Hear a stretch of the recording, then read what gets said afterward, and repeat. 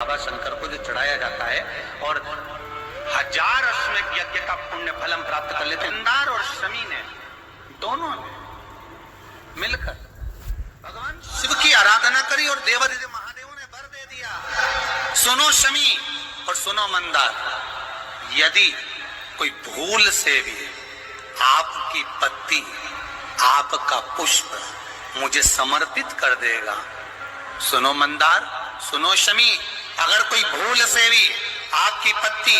आपका पुष्प मुझे समर्पित कर देगा, उसे 1000 अश्वमेध यज्ञ के स्नान का जो पुण्य होता है वो एक क्षण में प्राप्त होगा। 1000 अश्वमेध यज्ञ का पुण्य, 1000 अश्वमेध यज्ञ का पुण्य एक क्षण में प्राप्त होगा। ये मंदार, ये शमी, 1000 अश्वमेध यज्ञ का पुण्य एक साथ। शमी की पत्ती देखिए आप लोगों ने, जम के तो बोले जरा, देखिए मंदार पुष्प भी देखा हुआ है। अब शमी की जो पत्ती होती है, उस शमी की पत्ती को भगवान देवादिदेव महादेव पर चढ़ाने का, शमी की पत्ती जो होती है, उस शमी की पत्ती को चढ़ाने का एक नियम भी होता है। थोड़ा सावधानी से सुनना इस नियम को, जो आपके जीवन को सार्थक बना सकता है। शमी की पत्री को चढ़ाने का एक नियम है, बड़ा सुंदर नियम, आपके जीवन में उतारने लगा। महाराज, जब सारा श्रृंगार मेरे देवादिदेव महादेव का हो जाए, बहुत ध्यान से सुनना, ये प्रसंग आया नहीं पहले, आज अगर कुबेरेश्वर बाबा की पावन धरा पर यह प्रसंग निकला है तो उसको ध्यान से सुनिए। पत्ती, शमी की जो पत्ती होती है, उस शमी की पत्ती को कब, कैसे और कहां चढ़ाना चाहिए, और शमी की पत्ती का फल क्या होता है, वो भी अभी हम समझ लें उसको। शमी की पत्ती, संपूर्ण स्नान भगवान का हो जाए, संपूर्ण स्नान आप समझे उसको। जैसे ये शिवलिंग है, जलाधारी, जल निकल कर जाने का स्थान, गणेश, कार्तिकेय, अशोक सुंदरी, जलाधारी मतलब माता पार्वती जी का हस्त कमल, शिवलिंग शिव का स्वरूप, ऊपर जो जलाधारी लगी है उसमें से एक एक बूंद जो पानी नीचे गिर रहा है, जो पानी नीचे गिर रहा है, शिव जी की बेटियां जया, विषहरा, शामली बारी, दौतली, देव, शिव जी की पुत्री बेटी। जब देवादिदेव महादेव को शमी का पत्ता चढ़ाया जाता है, कब चढ़ाते हैं, जब आपने संपूर्ण जलाधारी को हाथ से साफ कर दिया हो, शिवलिंग पर जल चढ़ा दिया हो, शिवलिंग का पूरा श्रृंगार आपने कर दिया, संपूर्ण श्रृंगार मेरे देवादिदेव महादेव का हो गया, संपूर्ण श्रृंगार। बाबा को चंदन का लेपन, अबीर, गुलाल, अक्षत, बेलपत्र,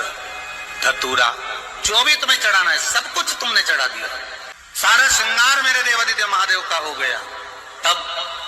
शमी की पत्ती को मां जगत जननी की जो जलाधारी है उस पर मात्र स्पर्श कराकर शिव के शिवलिंग पर आखिरी में समर्पित कर देना चाहिए, जिससे हमारी मन की जो कामना है वो मां जगत जननी देवादिदेव महादेव से उनके कानों में श्रवण कर। शमी पत्र का एक बात और स्मरण में रहे, शमी पत्र की बहुत एक बात और अपने स्मरण में लीजिएगा। शमी पत्र जैसे शिवलिंग, जलाधारी और स्थान, जब बहुत ज्यादा मात्रा में दरिद्रता होती है, बहुत ज्यादा मात्रा में बहुत कष्टमय जीवन, जब तुम्हारी चित्त वृत्ति में आए, जब तुम्हारे मन में आए, धन भी नहीं है, पैसा भी नहीं है, बहुत दरिद्रता का जीवन है, बहुत दुखी जीवन, तब बेलपत्र और शमी पत्र का प्रयोग जरूर करके देखना। प्रैक्टिकल करने में कुछ नहीं जाता, प्रैक्टिकल करने में क्या जाता है, करके देखना। उस समय पर फिर वो कहते हैं ना कि कोई कहने वाला कह दे कि महाराज जी, वो एक महाराज प्रवचन दे रहे थे और प्रवचन में देते देते देते देते किसी ने, महाराज जी प्रवचन दे रहे थे कि मदिरा का पान नहीं करना चाहिए, नहीं पीना चाहिए, गलत है, नाली में पड़ा होता है, व्यसन में पड़ा होता है, ऐसा पान ना करो। एक महाराज का पेचेन वाला खड़ा हो गया, उसने खड़े होकर कह दिया, ओ महाराज तुम इतनी बड़ी बड़ी बात कर रहे हो, तुम्हारा सगा भाई तो पी के नाली में पड़ा, गटर में पड़ा। महाराज जी को क्रोध नहीं आया, समझ थी। महाराज जी ने कहा भैया देख, मैं भी प्रवचन दे रहा हूं, मेरा भाई भी प्रवचन दे रहा है, मैं मुंह से समझा रहा हूं कि पीकर लोग नाली में गिरते हैं, गटर में गिरते हैं, मेरा भाई प्रैक्टिकल करके दिखा रहा है कि मत पिया। प्रैक्टिकल वाली बात है। शमी पत्र बेलपत्र का एक बार जीवन में प्रैक्टिकल कर देखना, प्रैक्टिकल करना। जैसे आपको कहा कि आपका विश्वास अगर पक्का है, भरोसा अगर दृढ़ है, और शंकर के प्रति अगर आपका विश्वास पक्का है, शंकर कह रहे हैं, मां उमा से, मां पार्वती से, मेरा महेश कह रहा है, मेरा बाबा भोलेनाथ, मेरा बाबा विश्वनाथ, मेरा त्रिकालदर्शी कैलाशी अविनाशी कह रहा है कि हे पार्वती,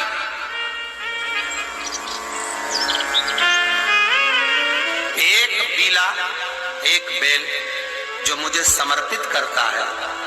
और समर्पित करने के बाद उस बेल की महत्वता देखिए, जो बैसाख महीने में बाबा शंकर को जो चढ़ाया जाता है, और 1000 अश्वमेध यज्ञ का पुण्य फल हम प्राप्त कर लेते, मात्र एक फल चढ़ाकर, मात्र एक फल चढ़ाकर। हे पार्वती, संसार का मनुष्य जब मुझे वो बेलपत्र समर्पित कर, वो बेल का फल समर्पित करता है, पार्वती वो फल जो मुझे चढ़ता है, फिर मैं भले नर्मदा के जल से निकला हुआ कंकर शंकर क्यों ना हूं, फिर चाहे मैं गंगा के जल से निकला हुआ कंकर शंकर क्यों ना हूं, चाहे फिर मैं यमुना के जल से निकला हुआ कंकर शंकर क्यों ना हूं, चाहे मैं सरयू के जल से निकला हुआ कंकर शंकर क्यों ना हूं, चाहे मंदाकिनी के जल से निकला हुआ कंकर शंकर क्यों ना हूं, हे पार्वती, फिर जो भी शिवलिंग पर वो बेल समर्पित होता है, वो बेल उठाकर जीव अपने कार्य में ले सकता है। ये मां उमा से कर, तो उस बेल की महत्वता जानेंगे। अब अपन उस बेल को जानने के लिए वापिस स्कंद पुराण में चले, तो स्कंद पुराण में लिखा हुआ है कि जो बेल बैसाख के महीने में शंकर को चढ़ाया जाता है, वो बेल का फल उठाकर रख लिया जाता है। बैसाख के महीने में उस चढ़े हुए, बाकी का आपको बेल का फल खाना हो तो बात दूसरी, पर चढ़ा हुआ जो बेल का फल है वो पूरा बैसाख नहीं खाना। बैसाख के बाद में अगला जो महीना आए, उस महीने के अंदर उस फल के अंदर का गुर्दा निकालकर उसको सुखा लीजिए, और सुखाकर जिस व्यक्ति को पथरी की बीमारी हो, और जिस व्यक्ति को पेट में बहुत भोजन पचता ही नहीं है, पूरा शरीर पाचन क्रिया बेकार हो गई, उस व्यक्ति को केवल 7 दिन तक शंकर पर चढ़ा हुआ वो बेलपत्र प्रदान कर दीजिए, पथरी भी बाहर और पाचन क्रिया भी ठीक, जिंदगी भर तकलीफ नहीं। उस बैसाख में उस फल की इतनी महत्वता बाबा भोलेनाथ स्कंद पुराण, लिंग पुराण, नर्मदा पुराण, पद्म पुराण के अंतर्गत, शिव महापुराण के अंतर्गत वर्णन कर, उसकी महत्वता है। वो बेल का फल साधारण नहीं हो सकता। अब मंदार का जो पुष्प होता है, आंकड़े का जो फूल होता है, एक सफेद कलर का भी होता है और एक गुलाबी कलर का भी होता है, देखा है आप लोगों ने? बोलो जम के बोलो, देखा है ना? गुलाबी कलर का जो पुष्प होता है, वो आप मंदार का, आंकड़े का जो गुलाबी कलर का पुष्प होता है, आप टीवी पे देख रहे होंगे, एक सफेद देख रहे होंगे, एक मंदार का गुलाबी फूल, नीला कलर का फूल देख रहे होंगे। जो नीला कलर का जो पुष्प होता है, गुलाबी कलर का जो आंकड़े का फूल होता है, प्रयास करना, जब किसी विषम परिस्थिति में फंस गए, विषम परिस्थिति, जब आपको लग रहा है कि मुझे बहुत भय लग रहा है, कुछ पूरा होने वाला, आपको लग रहा है आज मेरी उल्टी आंख बहुत फड़क रही है, कुछ गड़बड़ होने वाला, आपको लग रहा है मेरी सीधी आंख फड़क रही, कुछ गड़बड़ होने वाला, तब केवल वो नीला जो गुलाबी पुष्प है मंदार का, उसको कहीं से लाकर शिवालय में अशोक सुंदरी वाली जगह पर स्पर्श कर कर शिवलिंग पर आप चढ़ा दीजिए। आपकी विषम परिस्थिति कैसी भी होगी, वो रास्ता बनाकर बाहर निकल जाएगी, आपको फंसना नहीं, परेशान नहीं। मंदार सफेद आंकड़े का पुष्प भी भगवान शिव को समर्पित होकर